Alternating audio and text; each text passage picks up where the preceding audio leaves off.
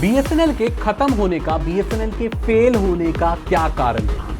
अब आप मुझे बोलोगे सागर भाई आप एक एडवोकेट थे इस चीज के कि बीएसएनएल बहुत आगे बढ़ रहा है। अब आप मुझे बोलोगे सागर भाई आप एक एडवोकेट थे इस चीज के कि बीएसएनएल बहुत आगे बढ़ रहा है, सर्विस दे रहा है, 5G आ गया, 4G आ गया। हाँ, मैंने ये बात बोली, लेकिन ग्राउंड पर रियलिटी कहीं दिख ही नहीं रही है। हमें इस बात से हम बिल्कुल नकार नहीं सकते कि साल भर से ज्यादा होने को आया है और बीएसएनएल की कोई सर्विस हमें देखने को नहीं मिल रही। बीएसएनएल का 5G, बीएसएनएल की सर्विस सिर्फ न्यूज में आती है, प्रेस रिलीज में आती है, एक नॉर्मल इंसान तक सर्विस हर जगह पहुंच नहीं रही है। अब हम कितने वक्त तक ये सोचकर चलेंगे कि भाई बीएसएनएल आ जाएगा, कर तो रहा है, मेहनत कर तो रहा है, भाई पूरी जिंदगी कट जाएगी तब?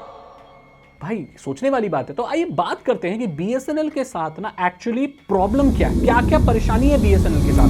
अगर सरकार का कोई व्यक्ति बीएसएनएल का कोई अधिकारी, अगर सरकार का कोई व्यक्ति बीएसएनएल का कोई अधिकारी, टेलीकॉम का कोई भी अधिकारी इस वीडियो को देख रहा है तो प्लीज सर आप इस चीज के ऊपर ध्यान दीजिए।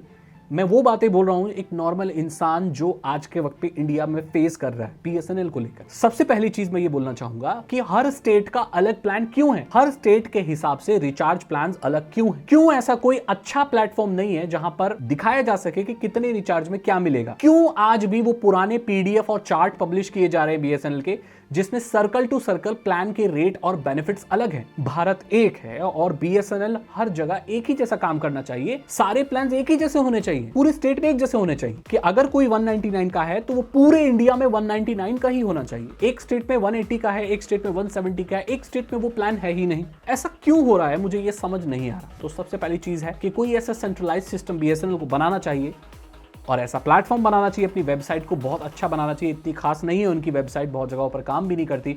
अभी भी बीएसएनएल के टेलीकॉम डिपार्टमेंट की अलग अलग स्टेट और अलग अलग डिस्ट्रिक्ट और अलग अलग रीजन की अलग अलग साइट है। क्यों ऐसा? ये पहली चीज है जो बीएसएनएल को फिक्स करनी चाहिए। अब बढ़ते हैं आगे चीज कि बीएसएनएल का खात्मा क्यों या इतना क्यों अच्छा नहीं कर पा रही। देखो बीएसएनएल के साथ ये प्रॉब्लम है कि उसकी जो एंट्री है ना 4G में वो लेट हुई, बहुत लेट हुई, जबकि सारी कंपनियां बहुत मैच्योर हो चुकी थी 4G में, लेकिन बीएसएनएल भाई निकाल ही रही थी। गवर्नमेंट से परमिशन फंड सबसे पहले इसी को मिलने चाहिए थे, एलोकेशन जो इसका स्पेक्ट्रम का ये जो सारी चीजें हैं वो सब पहले मिलनी चाहिए थी क्योंकि सरकारी है, लेकिन उसी को सबसे लास्ट में मिली। प्राइवेट ऑपरेटर्स को पहले मिल गई, उन्होंने पैसे पहले लगा दिए, सरकार ने फंड बीएसएनएल को बहुत बाद में दिया, इसीलिए बीएसएनएल बहुत पीछे रह गई। कंपनियां 5G तक पहुंच गई, बीएसएनएल का 4G ठीक से नहीं चल रहा लोगों के यहाँ। यही तो प्रॉब्लम है, लेट है बीएसएनएल, फंड मिले भी तो बहुत लेट, और यहाँ पर समय का बहुत खेल है मेरे दोस्त।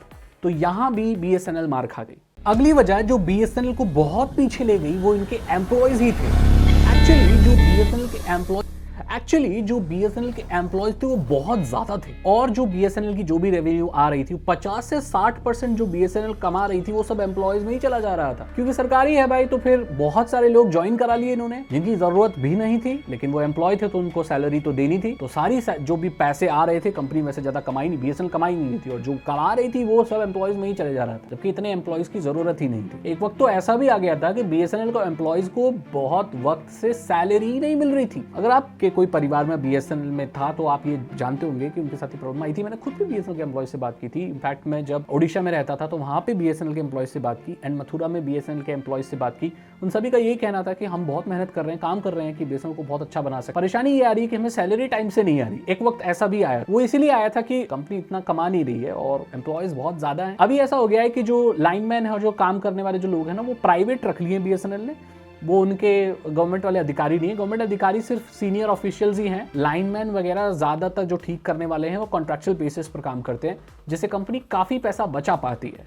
लेकिन स्टार्टिंग में जो प्रॉब्लम थी वो मैंने आपको बता दी। बीएस कस्टमर सपोर्ट भाई जीरो है। खैर बहुत सारी जगहों पे अच्छी हो सकती है, लेकिन ज्यादातर जगहों पे कोई सुनवाई नहीं होती। आपका ब्रॉडबैंड काम ना करना बंद कर दे तो इनके कंप्लेंट के जो सेल्फ केयर है बीएसएनएल का एकदम बेकार है। आप वहाँ कंप्लेंट रजिस्टर कर भी तो कंप्लेंट नंबर मिल भी जाता है, लेकिन वो कभी भी रिजॉल्व नहीं होता। अगर वो आके ठीक भी कर जाए तो भी रिजॉल्व नहीं होता, वो इन प्रोग्रेस ही दिखाता है। लेकिन अगर आपको इनके सीनियर अधिकारी या किसी को कंप्लेंट करो तब जाके कभी कुछ वो देखते हैं। मैंने बहुत सारे बीएसएनएल के लोगों से ना बात की थी, क्योंकि मैं बीएसएनएल का आज से कस्टमर नहीं हूँ, बहुत पहले से हूँ। जब से इनफैक्ट मैंने अपना यूट्यूब शुरू किया था 10-12 साल पहले, तो मैंने अलग अलग बीएसएनएल के लाइनमैन, उनके अधिकारी, उनके जेई, सबसे बात परेशानी पता क्या आती है कंप्लेन की। वो लोग ये बोलते हैं कि जब आप कंप्लेन करते हो ना तो कंप्लेन कंप्यूटर में आती है, कंप्यूटर देखना नहीं आता बीएसएनएल के अधिकारियों को। ऐसे बहुत सारे बीएसएनएल के अधिकारी हैं जिन्होंने बीएसएनएल तब ज्वाइन किया था जब कॉपर के केबल्स चला करते थे, सिर्फ टेलीफोन हुआ करते थे, इंटरनेट इतना मेन स्ट्रीम नहीं था। तो उन लोगों को कभी कंप्लेन कंप्यूटर में देखना नहीं आया, वो लोग रजिस्टर में देखा करते थे। एंड अब जमाना बदल चुका है, उन लोगों का प्रमोशन हो चुका है और वो सीनियर अधिकारी बन चुके हैं, लेकिन कंप्लेन उन्हें अभी भी देखना नहीं आया, जो कि आधुनिक युग में है। उनकी ट्रेनिंग ऐसी नहीं हो पाई और उनका एज बैरियर कह लो या पुरानी जनरेशन के होने के कारण वो कभी भी ऐसे कंप्लेंट को रिजॉल्व नहीं कर सकते। बीएसएनएल के जितने भी नए लोग आए हैं उनको ये सब आता है, लेकिन जो कहीं पर पुराने अधिकारी बैठे हैं कंप्लेंट को रिजॉल्व करने में या सीनियर पोस्ट पर बैठे हैं, वो आज भी उसी जमाने के हैं जो कॉपर केबल वाले, जो नॉर्मल डायल अप वगैरह ये सब जो चलता था पहले, टेलीफोन वाला जो टेलीफोन लगवाना पड़ता था, मैं आपको बता दूं मैंने वो इस्तेमाल किया है। उसकी मिनिमम 512 kbps होती थी वहाँ से शुरू किया था मैंने, कॉपर वाला जो एक टेलीफोन लगाते हैं उसमें फिर आपको बीएसएनएल वो ब्रॉडबैंड मिलता है कॉपर, अगर टूट टाट जाए तो आप खुद भी जोड़ सकते हो कहीं जाके, ऐसा नहीं फाइबर ऑप्टिक वो लगाना पड़ता मशीन, वो नहीं। तो ये प्रॉब्लम बीएसएनएल के साथ रही, इसलिए कंप्लेन का जो रिजॉल्व करने की जो मैकेनिज्म वो ठीक नहीं है इनका। अभी भी थोड़ा आधुनिकरण हुआ है लेकिन अभी भी इतनी अच्छे से सुनवाई नहीं होती। वो प्राइवेट वगैरह वाले आ गए हैं, वो आ जाते हैं थोड़ा बहुत, बाकी फिर भी बड़ी बड़ी चीज़ों में नहीं होती। इनफैक्ट अगर आपको कनेक्शन लेना है तो भी लोग बहुत लेट आते हैं नहीं आते, ऑफिस के चक्कर काटने पड़ते हैं, ऑफिस की बिल्डिंग बहुत टूटी फूटी है इनकी।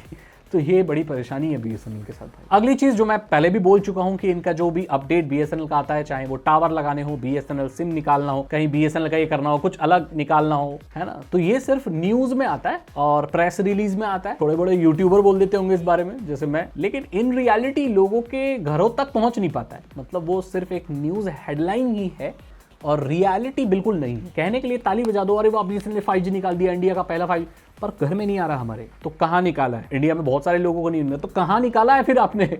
न्यूज़ में सिर्फ। तो ये बड़ी परेशानी है भाई, न्यूज़ आती है, स्पीड और 5G नहीं आता। तो यहाँ पर यही बात है बीएसएनएल की जो इसे काफी पीछे रखे हुए है। इसमें आप क्रिटिसिज्म ले लो या एक इनपुट ले लो मेरा, अगर इन चीज को देखकर कोई इंप्रूव कर पाए तो बीएसएनएल अभी भी बेस्ट बन सकती है। ये देखते हुए कि जितनी भी प्राइवेट ऑपरेटर्स हैं वो सब बहुत ज्यादा प्राइसेस बढ़ाने वाले हैं, आगे चलकर बहुत बढ़ने वाला है। तो बीएसएनएल अगर इन चीजों को ठीक करे तो एक बेटर सर्विस हो सकती है दोस्तों। इसी के साथ इस वीडियो को मैं खत्म करना चाहता हूं। अगर आपको वीडियो अच्छी लगी लाइक करें, दोस्तों के साथ शेयर करें। मैं मिलता हूं आपसे अगली वीडियो में। Thank you so much and good bye.